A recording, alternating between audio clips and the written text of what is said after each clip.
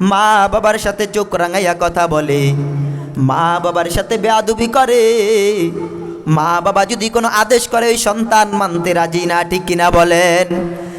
মুসলমান ইমানদার, এই জন্য ওই সন্তানকে এমন শিক্ষায় শিক্ষিত করা যাবে না যেই শিক্ষা অর্জন করে সন্তান মা বাবার সাথে বেয়াদবি করবে। ওই সন্তানকে এমন শিক্ষায় শিক্ষিত করতে হবে যেই শিক্ষার আলো সন্তানের ভিতরে ঢোকা মাত্র মা বাবার উপরে সন্তান ভালো আচরণ করবে, মা বাবাকে সম্মান করবে, শ্রদ্ধা করবে। এই জন্যই সন্তানকে সুশিক্ষায় শিক্ষিত করা দরকার, ঠিক কিনা বলেন? আজকে সমাজের মধ্যে তাকাইলে দেখা যায় সন্তান মা বাবার কথা শোনে না, মা বাবার কথা মানে না। কত সন্তান মায়ের সাথে খারাপ আচরণ করে, মাকে গালি দেয়। কিন্তু একটা মায়ের উপরে যে আল্লাহ কতটা গুরুত্ব সহকারে বলছেন মায়ের খেদমত করার জন্য, এত গুরুত্ব কেন দিলেন আল্লাহ? কারণ একটা মায়ের একটা সন্তানের পিছনে যা কত কষ্ট স্বীকার করা দরকার করা হয়েছে, এটা মা ছাড়া কাউকে বোঝানো সম্ভব না। এই মুসলমান ইমানদার, একটু চিন্তা করিয়া দেখেন, আমার মা আমাকে গর্ভ ধারণ করিয়া কত কষ্ট করেছেন। মা জনম দুঃখিনী মা সন্তানকে গর্ভে ধারণ করিয়া কত কষ্ট স্বীকার করে, কত ত্যাগ স্বীকার করে। ওই মা যখন রান্না বান্না করিয়া খাবার সুন্দর করিয়া গুছাইয়া দেয়, ঘরের সমস্ত মানুষ খাবার খাইলো, মা বেড়ে দিল নিজের হাত দ্বারা। যখন মা প্লেটটা নিয়া নিজে খাবার জন্য ওই ভাত পাতিল থেকে যখন বাইরা মায়ে যখন খাবার জন্য প্লেটটা হাতের ভিতরে নেয়, ওই সন্তান যখন মাকে একটা লাথি মারে, মার কিন্তু খাবার খাইতে পারে না। মা খাবারের প্লেটটা রাখিয়া বিছানায় যাইয়া বালিশ বুকে নিয়ে কান্না করে। এক মুঠো ভাত যেই মা আপনাকে আমাকে গর্ভে ধারণ করিয়া খাইতে পারে না রে বাবা, আজকে সেই মাকে কত সন্তান কষ্ট দেয়। যেই জনম দুঃখিনী মা রাতকে রাত মনে করে না আপনাকে আমাকে গর্ভধারণ করিয়া, সেই জনম দুঃখিনী মাকে আজকে সন্তান কেমনে কষ্ট দেয় রে বাবা। ওই মা কত কষ্ট করিয়া সন্তানকে গর্ভে ধারণ করিয়া কত কষ্ট স্বীকার করেছে। রাতের বেলা বাবা যখন ঘুমায়, মা জনম দুঃখিনী মা সন্তানের ব্যথায় ঘুমাইতে পারে নাই। মা ঘরের ভিতরে হাঁটতেছে শীতের মধ্যে, এত শীতের রাত্র মা ঘুম যাইতে পারে না সন্তানের জ্বালা যন্ত্রণায়। আজকে সেই জনম মুলাদি মিডিয়া। আলহামদুলিল্লাহ আলহামদুলিল্লাহিল্লাযী ওয়াকাফা ওয়া সালামুন আলা ইবাদিহিল্লাযীনা ইসতাফা। আম্মা বা'দু ফাআউযু বিল্লাহি মিনাশ শাইতানির রাজীম। বিসমিল্লাহির রহমানির রহিম। وقضى ربك ألا تعبدوا إلا إياه وبالوالدين إحسانا.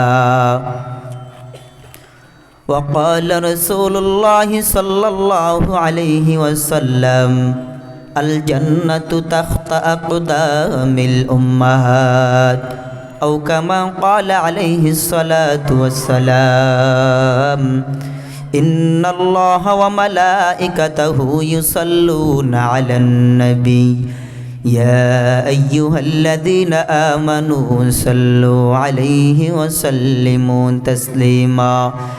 درود شريف পড়ি اللهم صل على سيدنا ونبينا وشفيعنا وحبيبنا ومولانا محمد صلى الله عليه وعلى آله وأصحابه وبارك وسلم. اللهم صل على سيدنا ونبينا وشفيعنا وحبيبنا ومولانا محمد সাল্লাল্লাহু আলাইহি ওয়া আলা আলিহি ওয়া আসহাবিহি ওয়া বারাকা ওয়া সাল্লাম। সাদাকাল্লাহু মাওলানাল আযীম ওয়া সাদাকা রাসূলুহুন নাবিয়্যুল উম্মিয়্যুল কারীম ওয়া নাহনু আলা যালিকা মিনাশ শাহিদিন ওয়াশ শাকিরিন ওয়ালহামদুলিল্লাহি রাব্বিল আলামিন।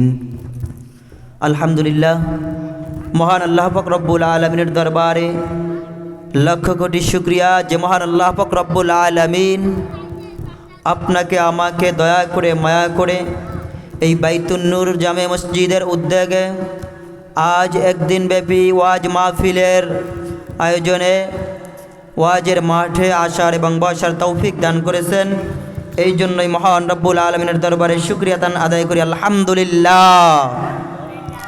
আল্লাহ পাক রব্বুল আলামিন বলেন, আমি আল্লাহর নেয়ামত পায়া যেই বান্দা আমি আল্লাহ পাক রব্বুল আলামিনের কাছে শুকরিয়া আদায় করে, আমি আল্লাহ পাক রব্বুল আলামিন ওই বান্দার নেয়ামতকে বাড়ায়া দেই সুবহানাল্লাহ। আর যেই বান্দা আমি আল্লাহ পাক রব্বুল আলামিনের নেয়ামত পাওয়ার পরে নেয়ামতের শুকরিয়া আদায় করবে না, আমি আল্লাহ ওই বান্দাকে আযাবের ভিতরে নিক্ষেপ করে দেব। বলেন নাউজুবিল্লাহ। এ মুসলমান ইমানদার, এই জন্য আল্লাহ আলামিনের শুকরিয়া আদায় করতে হবে। আল্লাহ তাআলা যে আমাদেরকে নেয়ামত দান করেছেন, প্রত্যেকটা নেয়ামতের শুকরিয়া আল্লাহর কাছে করতে হবে।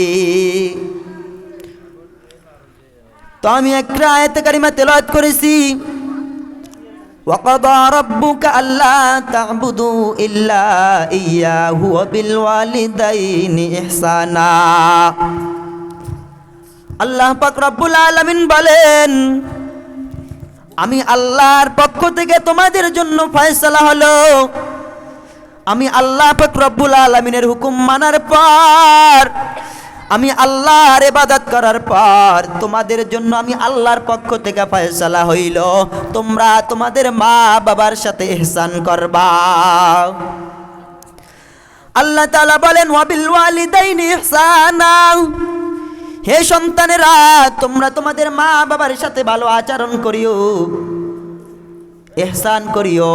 মা বাবার সাথে ভালো আচরণ করবা, কখনো খারাপ ব্যবহার করবা না।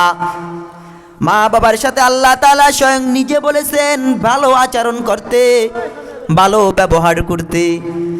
আজকে তার কত সন্তান মা বাবার সাথে চোখ রাঙাইয়া কথা বলে, মা বাবার সাথে বেয়াদবি করে। মা বাবা যদি কোনো আদেশ করে ওই সন্তান মানতে রাজি না, ঠিক কিনা বলেন?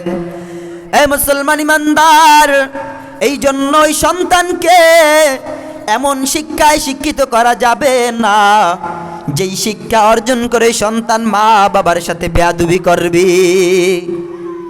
ওই সন্তানকে এমন শিক্ষায় শিক্ষিত করতে হবে যেই শিক্ষার আলো সন্তানের ভিতরে ঢোকা মাত্র মা বাবার উপরে সন্তান ভালো আচরণ করবে, মা বাবাকে সম্মান করবে, শ্রদ্ধা করবে। এই জন্যই সন্তানকে সুশিক্ষায় শিক্ষিত করা দরকার, ঠিক কিনা বলেন? আজকে সমাজের মধ্যে তাকাইলে দেখা যায় সন্তান মা বাবার কথা শুনে না, মা বাবার কথা মানে না। কত সন্তান মায়ের সাথে খারাপ আচরণ করে, মাকে গালি দেয়। কিন্তু একটা মায়ের উপরে যে আল্লাহ কতটা গুরুত্ব সহকারে বলছেন মায়ের খেদমত করার জন্য, এত গুরুত্ব কেন দিলেন আল্লাহ? কারণ একটা মায়ের একটা সন্তানের পিছনে যা কত কষ্ট স্বীকার করা দরকার করা হয়েছে, এটা মা ছাড়া কাউকে বোঝানো সম্ভব না।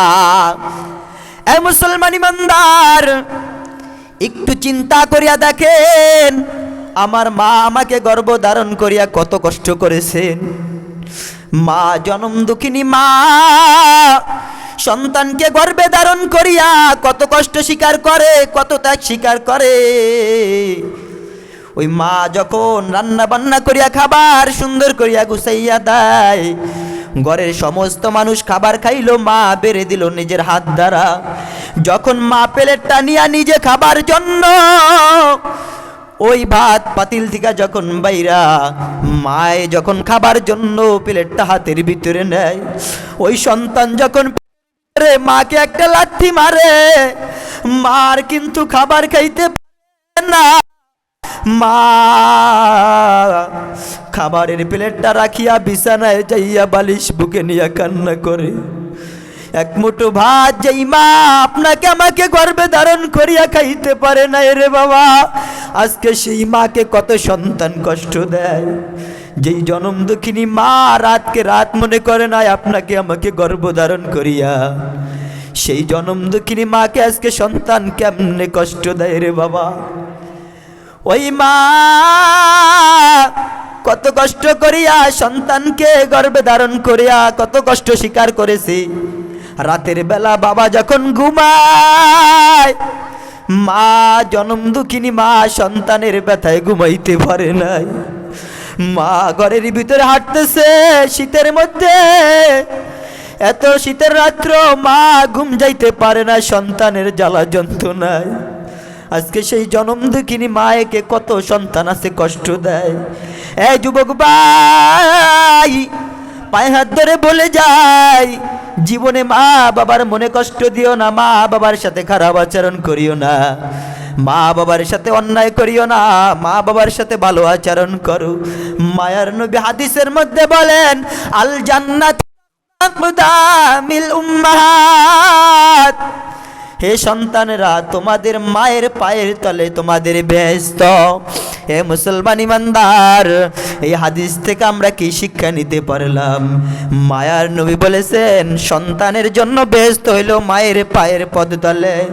এই হাদিস দ্বারা আমরা এটাই যেই জনম দেখিনি মা আমার দ্বারা কত কষ্ট স্বীকার করি আমাকে দুনিয়াতে লালন পালন করলো, সেই জনম দেখিনি মাকে খেদমত করতে হবে, মায়ের থেকে দোয়া চাইয়া নিতে হবে। মায়ের থেকে যদি খেদমত নিয়া মার কাছ থেকে যদি দোয়া নেওয়া যায়, ওই মায়ের দোয়ার বদৌলতে আমার আল্লাহ জান্নাত দিয়া দিবে। কি দিতে পারে? এই জন্য যাদের মা বাবা বেঁচে আছে মা বাবার কাছ থেকে দোয়া চেয়ে রাখতে হবে, যাদের মা বাবা বেঁচে নাই মা বাবার জন্য দোয়া করতে হবে। এই মা বাবা আমাদের জন্য কত কষ্ট করেছে। এ বাবা, ওই মায়ের দিকে একটু তাকাইলে দেখা যায়। আজকে এই কয়েকদিন আগেও বাড়িতে গেছি, রাতের বেলা প্রায় 9টা-10টার সময় গেছি, বাড়ির থেকে বিদায় নিয়ে আমি চলে আসছি। বাড়ির থেকে যখন আমি আসলাম, আমি মসজিদে আইসা ঘুমাইয়া গেছি, দেখি রাত্র 12টা বেজে গেছে। তখন একটা ফোন আমার ফোনে, সকালবেলা আমি করলাম, মা ফোনটা ধরে বলে, বাবা যাইয়া যদি একটা ফোন দিয়ে আমাকে বলতা, আমি মায়ের কলেজেরা ঠান্ডা হয়ে যাইতো। এ মুসলমান, সেই জনম দুঃখিনী মা অনেকেরই নাই, চির বিদায় নিয়া ওই অন্ধকার কবরে বাড়ির সামনে শুয়ে আছে। সেই মা বাবার কাছে যাইয়া সেই মা বাবার জন্য একটু দোয়া করার সময় আমাদের হয় না। এমন হতভাগা সন্তান আমরা হয়ে গেছি। এই জন্য যাদের মা বাবা মারা গেছে মা বাবার জন্য দোয়া করবেন, আর যাদের মা বাবা বেঁচে আছে মা বাবার খেদমত করবেন। খবরদার খবরদার, মা বাবা যেন কষ্ট পাইয়া এই দুনিয়া থেকে না চলে যায়, মা বাবার কাছ থেকে দোয়া চায় রাখবেন। তো আমার সময় সংক্ষিপ্ত, এই জন্য আমি আলোচনা আর দীর্ঘায়িত করব না। যেই কথা বললাম, আমাকে সহ আপনাদের সকলকে আমাদের মা বাবার খেদমত করার তৌফিক দান করুক। ওয়া আখির দাওয়ানা আনিল হামদুলিল্লাহি রাব্বিল আলামিন। আসসালামু আলাইকুম ওয়া রাহমাতুল্লাহি ওয়া বারাকাতুহু।